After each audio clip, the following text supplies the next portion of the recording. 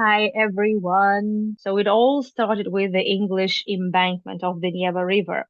If we go further on, just straight that way, we will find ourselves in the so-called Admiralty area. That is the very first shipbuilding yard. Since shipbuilding was not something that Russian people knew how to do, and Peter the Great had to travel to the Netherlands and then to England to learn shipbuilding.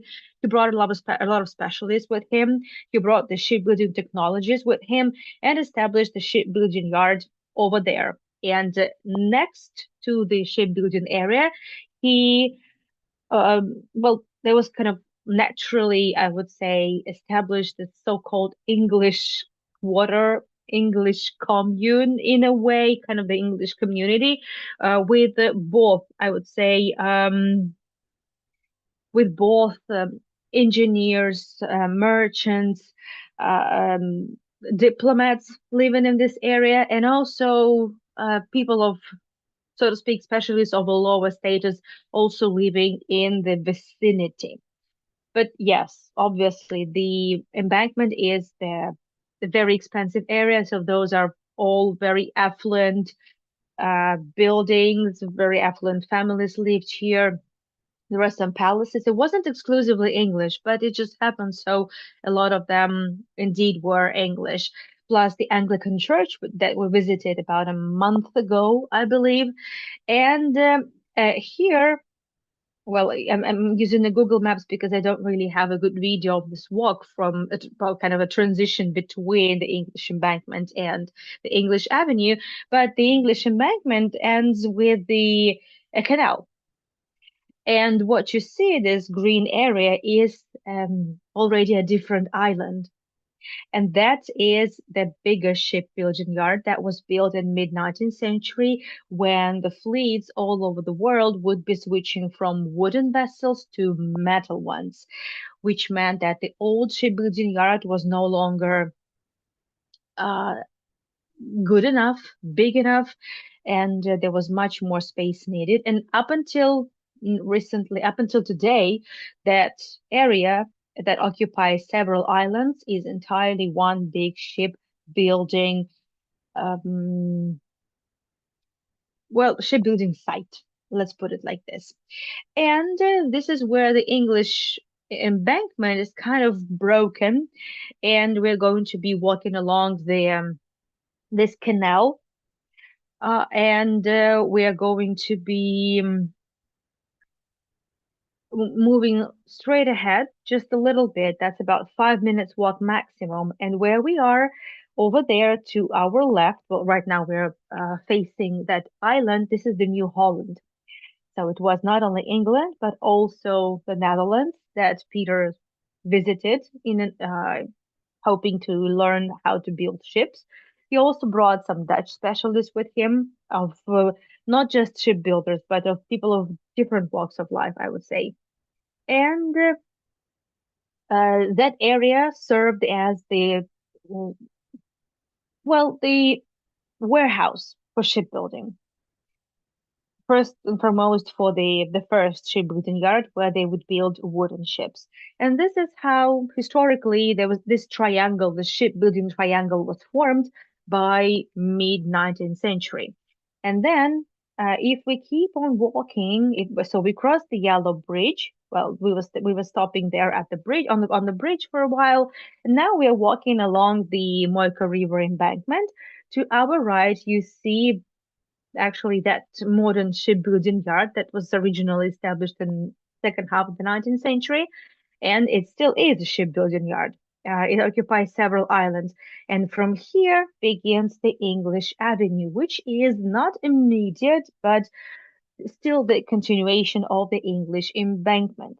And the amazing thing is that unlike really big avenues and central streets of St. Petersburg, this area, even though it's not the most, well, it definitely doesn't have the same status and the same opulence, the same degree of exclusivity as the English embankment, yet It is a very prestigious area, has always been.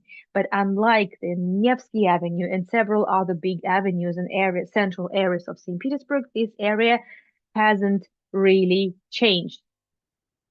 And part of the English Avenue, by the way, happens to be also the area where the characters of Dostoevsky novels used to live.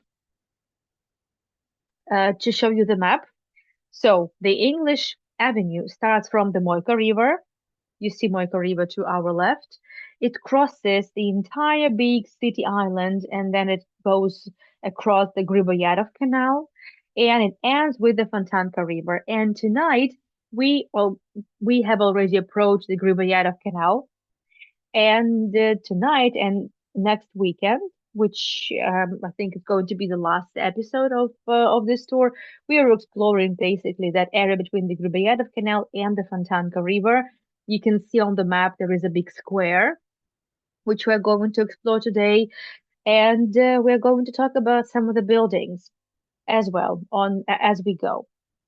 The um, so that's the Moika River, right? That's where it begins, like this. And then it goes straight ahead. It's a pretty long street, pretty long. And most of the buildings would be built just one next to another. And it's absolutely straight street. So it is an avenue, but it doesn't really feel like it's a big, broad way. It feels just like a regular street. And because there is no big palaces there anymore, um, well, it feels very quiet. It feels very local, and that's what locals love very much, especially during the hot summer months, especially before the pandemic and before invasion to Ukraine. This where locals like to walk because normally tourists would never really show up in this area. We are now approaching the Griboyedov Canal. You may remember Griboyedov Canal from my multiple river cruises. And this happens to be, well, it happened to be the very first artificial canal dug out in the city during times of Catherine the Great. That is the second half of the 18th century, 1700s.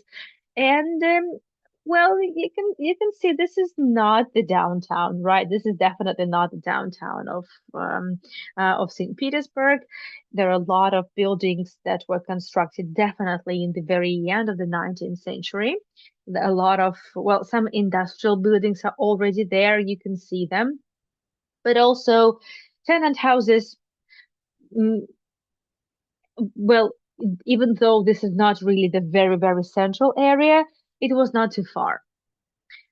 The church over there, we spoke about it last time, and we're going to briefly talk about it today too. This is one of the I would say iconic views of St. Petersburg, also because this street hasn't, well, the English Avenue and its environs hasn't really changed much since late 19th century.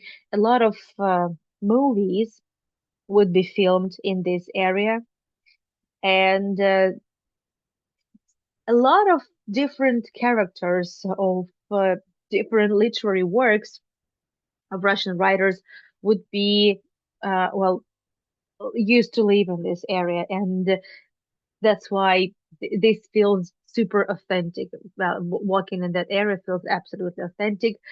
So that's where the vibe of St. Petersburg definitely lingers. The Alarchin Bridge, the Alarchin Bridge is named after a guard. That's it's a corrupt version of their name, of the last name of one of the guards of the island. This is how the bridge was originally built. The first just was a wooden bridge, obviously, just for the needs of the locals. And later on, it would be rebuilt in the Soviet period. The This is a colorized postcard. The view is from um, Alarchin Bridge. This is not the original color, obviously. Originally, it was just a black and white photograph. And this is the Isidore Church, which was built to the well to for the needs and for the Estonian community, which was pretty big in St. Petersburg back in the end of the 19th century. And Estonians didn't really have their church. So they asked the permission from the Tsar, the permission was given, and the church was built. There are a lot of photographs of the construction of the church, of the inauguration of the church, of some of the interiors. And most of the interiors did not make it to nowadays because of the revolution, because of the lootings. The church, however, has been recently restored, and it's just a gem of the area. You can see how different these two buildings are. For example, this one of a green color and the one next to it. So these are two different periods. The green building is clearly mid 19th century, and the brown one is already turn of the 20th century. Much bigger. A tunnel house, just the same thing. And as you can see, this area being further down from the downtown, the buildings look a lot more modest. And that if we go that way, straight ahead, in roughly 20 minutes maximum, we will find ourselves in the downtown. Yeah, in the very, very downtown. A little bit more of the Google Maps to have a look at that building, particularly on the corner of the English Avenue. Uh, as you can see, the fifth gymnasium used to be located in this house. Originally, it was school for boys, the gymnasium that is like a high profile, in-depth learning and teaching facility, normally for boys. For a long time, girls were not allowed to attend any courses. There were no really special schools for girls. Girls would normally be studying at home or they would be studying in special schools for noble girls, such as Smolny Institute, but they would be all graduating as I would say up and coming wives and few well and later on future mothers. So they were only taught how to be good a wife, how to be a good housewife, and things like that. But boys had definitely a lot more perspective. And well, since it's already the fifth gymnasium, it means that there had already been four before that. And that is true. So the education for boys was, I would say, uh, flourishing. Right? I would say boys really enjoy the freedom of education, unlike the girls. And a lot of the future diplomats future merchants studied here in the school. Later on, however, and yeah, there were a lot of mm, very good teachers. There were, just a second,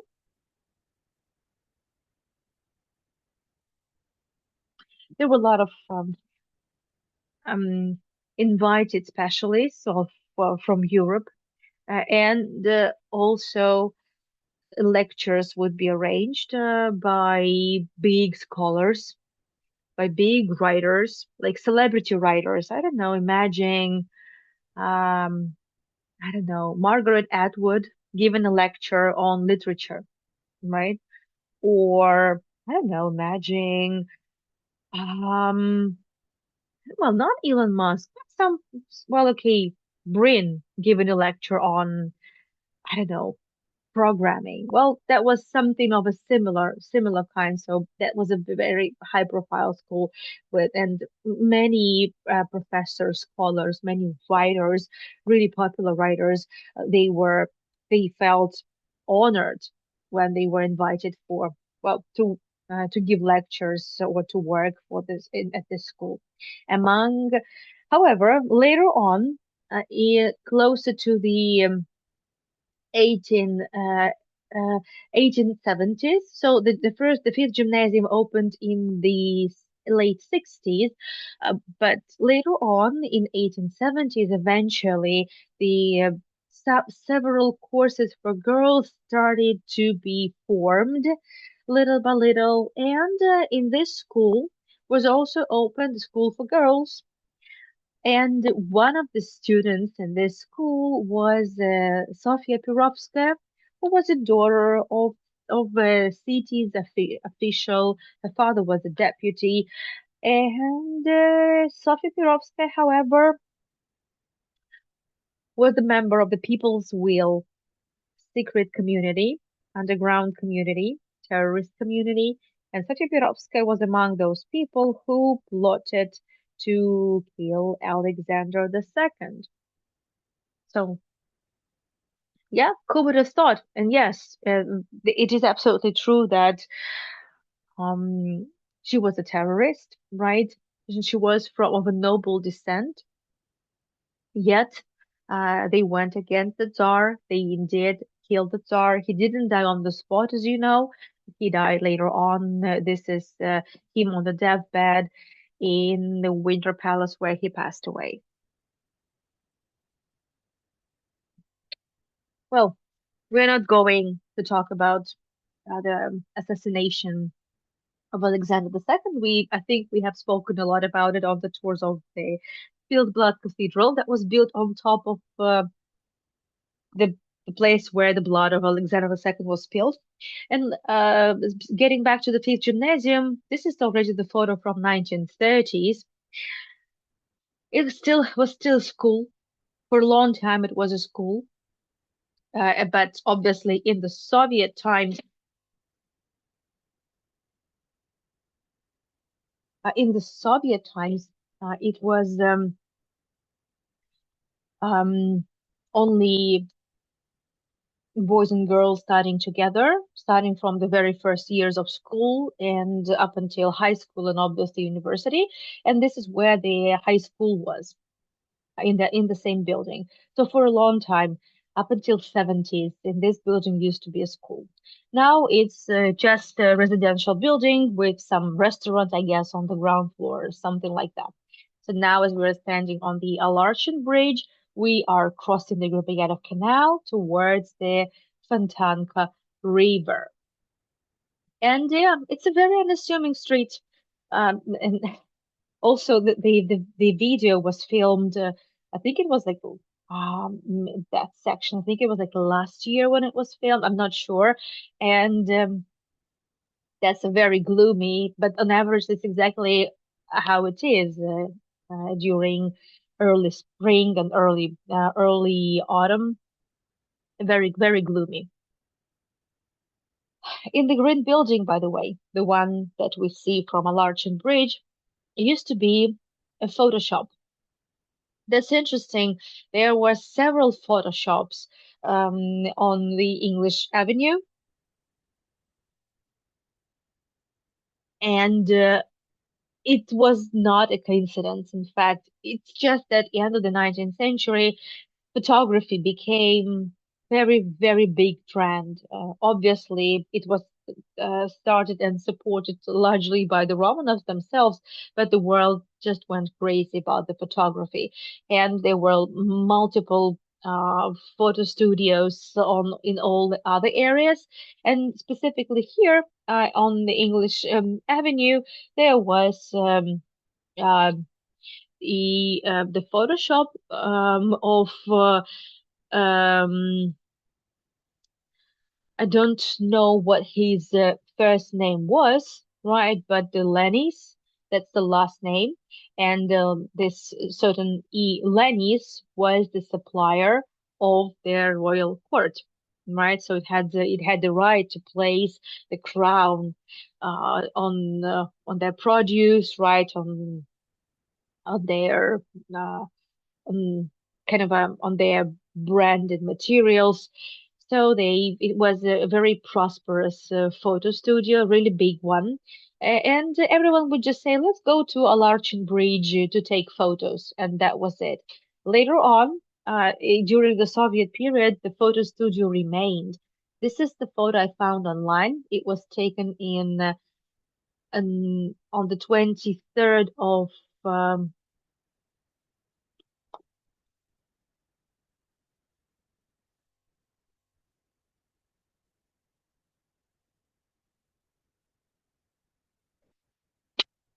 I'm just keeping up with the news. So yeah, and in the Soviet times, they're also they carried on with the photo studio on the 23rd of December in 1928. This photo was taken.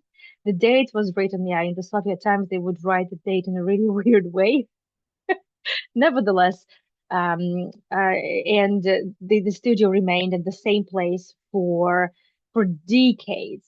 It's not there anymore, but I wouldn't be surprised if at some point a photo studio just opened up. But well, it's remained during the Soviet period, and I would like to remind you that during the Soviet times, the English Avenue was named the Avenue of Macklin, who was the British socialist. Well, it's the British Avenue, right? I mean, English Avenue, so it kind of makes sense to name someone to name the bridge after someone English, but since it was the Soviet times, someone that kind of was okay with the regime, so to speak, and with the views of the Bolsheviks party. Some photo that I found online taken next to the Alarchin Bridge, and you can see that the green building was way smaller. It was rebuilt in the very late Soviet period. In fact, so two more floors were added on top of it. But it's the same building anyway. Well, partially it's the same building, and I just like this artwork as well. Now, we are crossing the Alarchin Bridge, and we find ourselves in the last section of the English Avenue. Well, the interesting story is that this building, right across the bridge from here, it's a relatively modern one. Well, it was built after the revolution in the early Stalin period, and it used to belong to a another shipbuilding facility that was named after French socialist officer André Marty. For about for about 3 decades, there used to be well um, a facility, a shipbuilding facility that produced certain kinds of spare parts uh, mm, for ships, and it was named after Andrea Marti. And the house that we're looking at the moment, it was it belonged to this facility. The workers of this Andrea Marti shipbuilding facility lived in this house. It was a communal building, so each family had one room. But it was not from the nationalized real estate fund. It was built and later on extended also by one floor, which I think is pretty obvious. Now we are crossing the street, and yes, as gloomy as it gets, what can I say? Um, but these are, I would say, the regular colors of St. Petersburg. It's not, St. Petersburg is not the greenest city in the world, this is for sure. And at least different colors of the buildings in St. Petersburg kind of help uh, survive through the, I would say, very gloomy days, weeks, sometimes weeks without the sun. I remember it gets especially depressing during the uh, fall months, like late fall, and also during the springtime. Sometimes sun would not come up for weeks. Well, at least well, a week without the sun was totally fine. And then on all of the news and all the publics, there would be, oh, we saw the sun today. We have the first sunny day in well in weeks, or at least in a week. Many buildings, however, in this area were a little bit different. They were much smaller. In many cases, there would be some floors added, but other than that, those are still the same buildings. Well, it didn't really interfere much with the way the buildings, with the way the buildings look. Well, you see the pink building over there. I mean, it's not something I see. not a work of art, right? It's not an amazing, breathtaking palace whatsoever. It's just a very average building. It was the floors were added there twice, just like that. And all of that used to be tenant buildings, so people would be just renting their rooms, apartments, and many characters of Dostoevsky novels would be also settled in these type of buildings. The English Avenue in this particular part, which is the most distant part from the downtown, it was less expensive to live in, especially in the 19th century, like especially till the beginning of the 20th century. There was really not really much going on, and that's why here, especially on the upper floors, students, actors, artists uh, used to live because the higher, the cheaper it was because there was no elevators at that time. And later on, some of these buildings would get elevators, but they would get them mainly. Um, Not every building had a place for an elevator, but most elevators would appear only in the Soviet times. As we are approaching one of the crossroads, and you can see a building that really kind of stands out from the rest of the area. So this is the building we're going to talk about next time, the dark one. But I would rather switch to other buildings at the moment. Well, this is one of the um, highlights of the area, starting from mid 19th century and up until like 1890s. So this was by far the most beautiful building in the area. Later on, with Art Nouveau coming, uh, well, some buildings would be rebuilt into, I would say, Art Nouveau style ones, but this house remained. It's just a corner building. I find the restoration work really nice. The building was restored.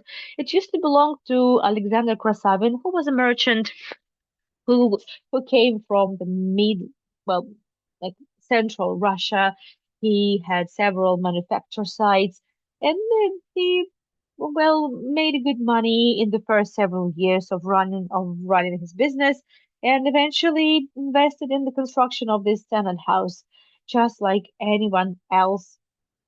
He did the same thing, and he also settled in this house and lived there for at least for a couple of years. It was a very common thing. So each house would be named after a certain person. In many cases, they would be named after wives because they would belong on paper. They would belong to wives of the merchants, but sometimes it would be just merchants' names themselves. I found some photographs.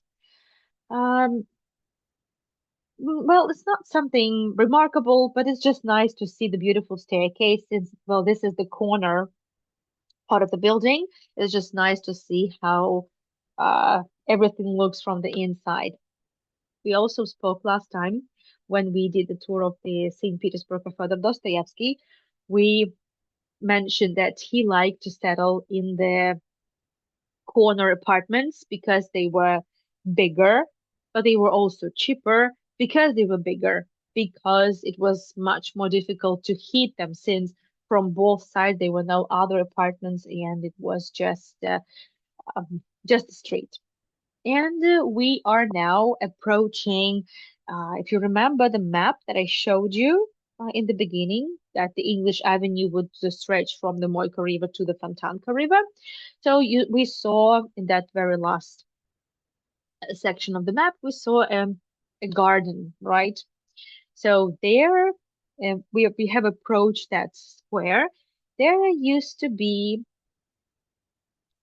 the church, the Pokrov Church of Our Lady, the Church of the Protection of Our Lady. Well, guess where it is now? Nobody cast a spell on the church. The church was destroyed.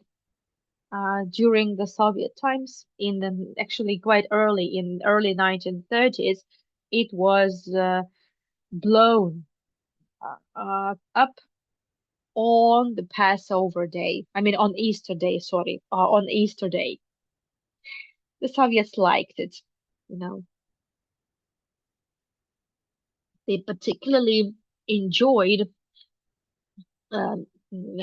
destroying the churches on big religious holidays, and because they knew people were would be scared to say anything, people had no right to protect the religious buildings, and people just had to endure and put up with that. Back in the days, well, actually since forever, the areas next to churches would become sort of downtown, would become the hub of the life of a village, settlement, or the city.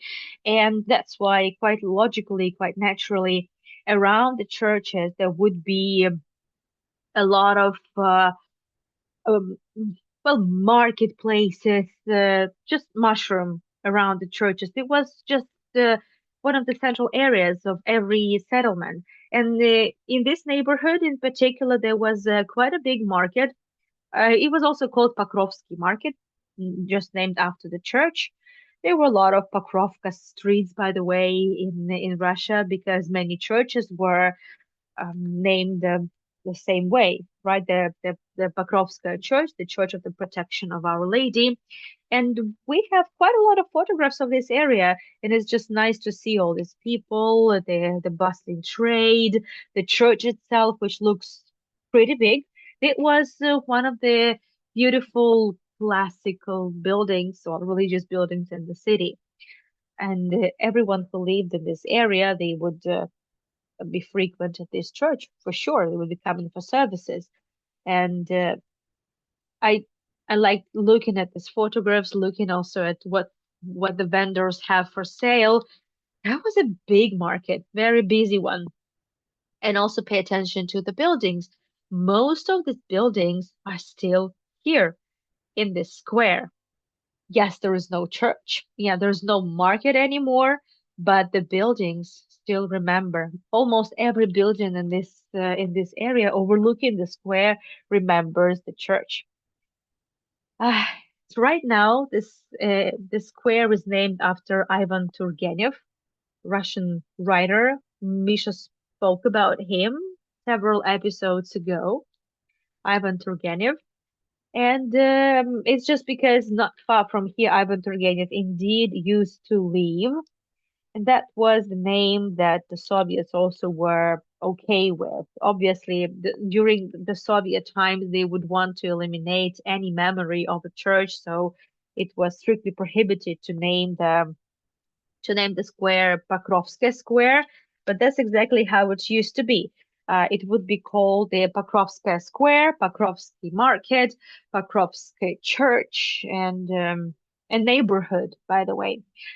At the corner, there used to be a big tea store. This was uh, the busiest, definitely the busiest and the noisiest section of the English Avenue, because as you may have noticed, well, throughout these tours, that the English Avenue doesn't really have restaurants, concert venues, has very few churches, and it's just, I would say, a sleepy neighborhood.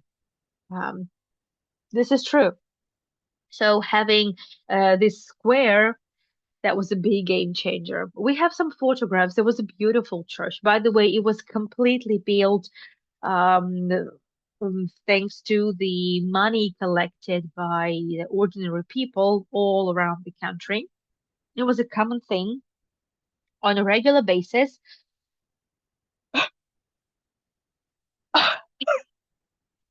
Sorry, just a second.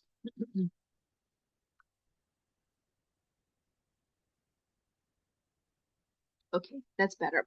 So on a regular basis, there would be the so-called crowdfunding campaigns arranged, and in every church, In every town and every city, everyone had to chip in, I don't know, 1 ruble, 1 kopeck, that is kind of a 1 cent, no matter how much. And so Russia was a big country.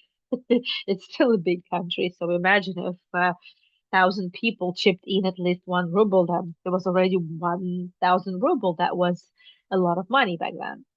So the church, this is how church was built, only thanks to the donations from the common people. That was it. And it was a beautiful church. Look at the iconostasis. It was a big one, right? It had the bell tower, it had the dome, it also had a seminary, by the way. There were also um, 2 buildings where the seminary was held, where also the workers of the church would be housed. The 2 buildings located in that area. And those buildings are still there. And right now we are passing by this kind of a monument. That stone commemorates the place where the church used to be standing. So these are the 2 buildings. So this is the house where the priests lived, and also other people who served in the house. This is it. And also this one. This wasn't even extended. It's just standing as it is. So this is where uh, um this is where the pilgrimage would stay. The pilgrims would stay, and the building hasn't been changed like at all. It hasn't been rebuilt or anything, which is quite unusual.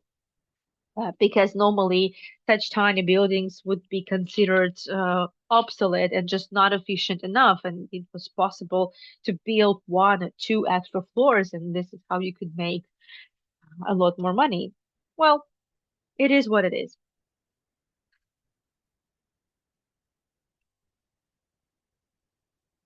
People mourned the destruction of the church, but also people were scared to show that, and nothing could stop the Bolsheviks from that, unfortunately. So, and that's eventually what it looked like when they got down to taking down the church, and that's what this area looked like in the Soviet period. And Turgenev Square, up until 2015 or so, it was the place where the trams would have the circle. And so this would be the end of their route. They would go around, turn around at this circle and go backwards. Go back. I mean, not backwards, go back uh, to to the terminal. Well, for a long time, this square didn't even have any for a long time. It didn't have any decoration. It was just standing absolutely empty. But quite early, it was given the name of um, it was given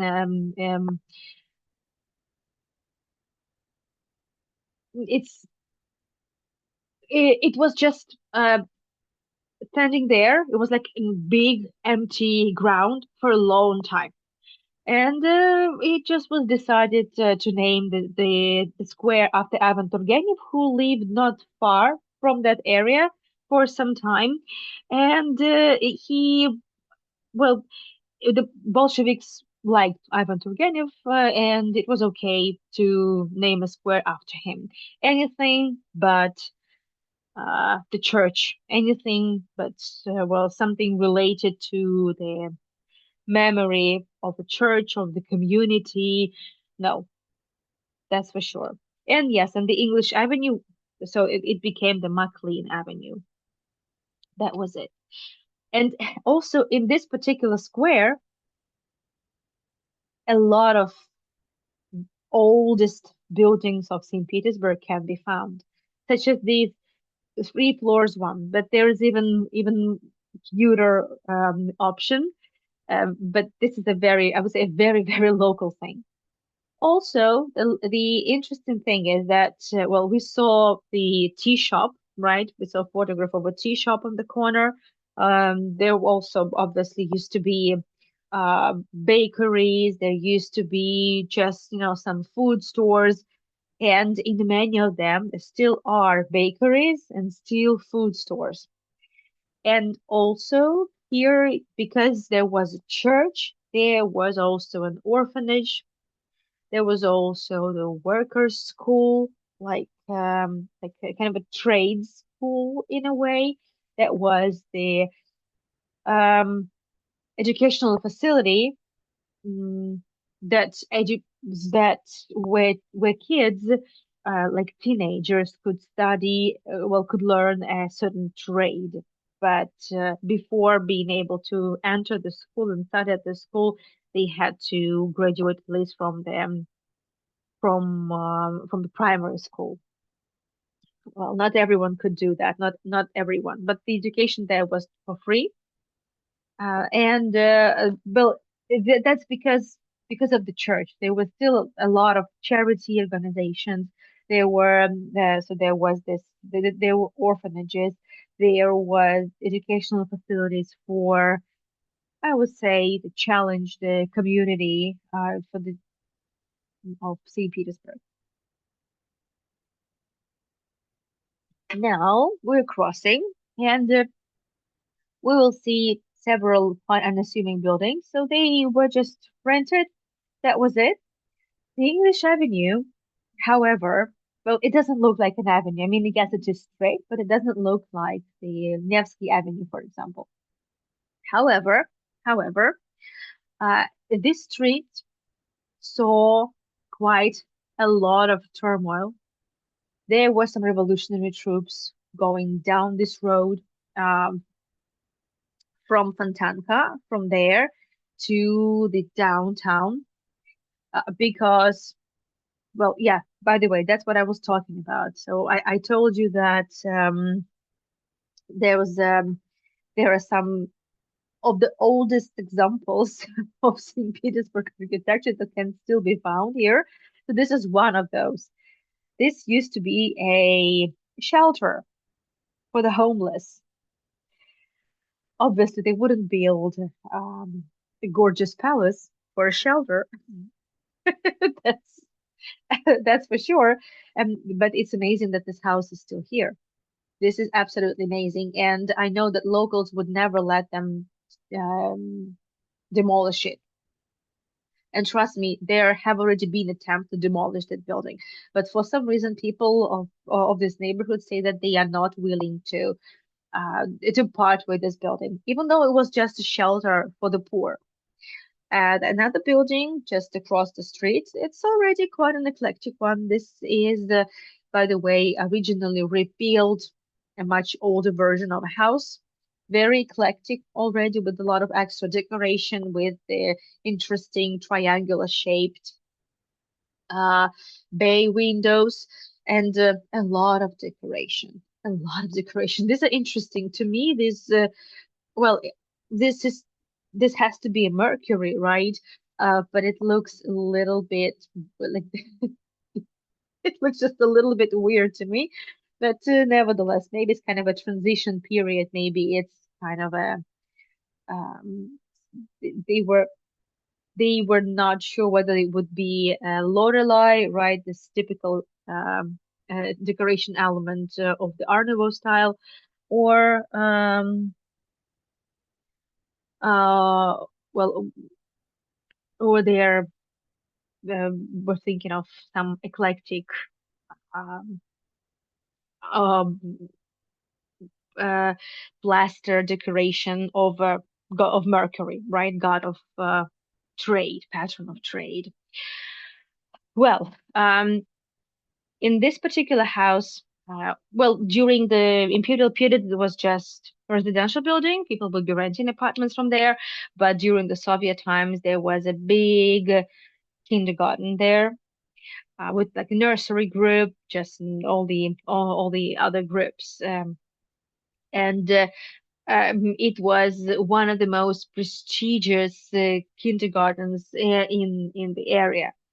And I personally know that many of the families wanted their kids to go to this particular kindergarten. But normally it would be just those living in this area would be allowed to attend a particular kindergarten. And during the imperial times, however, for some time on the ground floor of that building was opened a charity diner. Well, because of the church, again, right? So a lot of charity organizations, a lot of orphanages, and also um, some rich families wanted to do some charity work, and they would become patrons, well, sponsors, or even the founders of certain charity places, such as this charity canteen, charity diner. I don't know what the name was. And the food there would be, well, I'm not sure about this particular one, but sometimes the food would be free of charge, or just very, very cheap. It was just definitely barely enough uh, to cover at least any costs in connection with the maintenance of this facility. Yeah, and just some more photographs of the details. Well, it's there's not much really to see.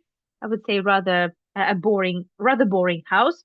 But it's lovely to see that there were a lot of charity organizations, there were orphanages, and so this is the area. And so from here, you kind of feel that the English Avenue that you could see there in the beginning of the Moika River or the English Embankment is very different in its vibe and its status from what we see here. Very different buildings, a lot of them still unchanged. You see the two-floor, three-floor houses.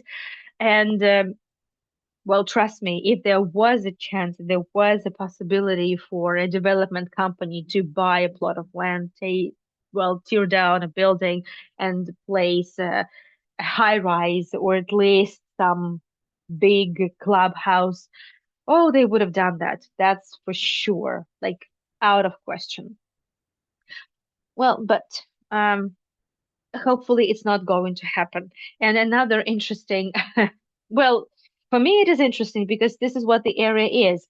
Over there, you see there is probably the first gap between the buildings in a long time, and you see the bits of the yellow construction, like one floor yellow construction. This is what's left of another orphanage, another charity facility, and that's what it looked. Well, it doesn't look like this anymore. Part of this building was um, like a building was built adjacent to it, and part of the building now belongs to a bigger house. But originally, this was a small shelter for the poor, mainly for the well for women in particular. And later on, there was also built well another canteen in this neighborhood. I'm not sure in this particular building it was, but it was another charity canteen for women. So for women that would be staying either for good, like regularly, or would be just coming for some support to that particular orphanage. Well, kind of a it was kind of a safe place where anyone could come. Women could come there, well, prostitutes could come there. It was not a brothel, nothing like that, but any woman that approached the building would never be turned away. Never.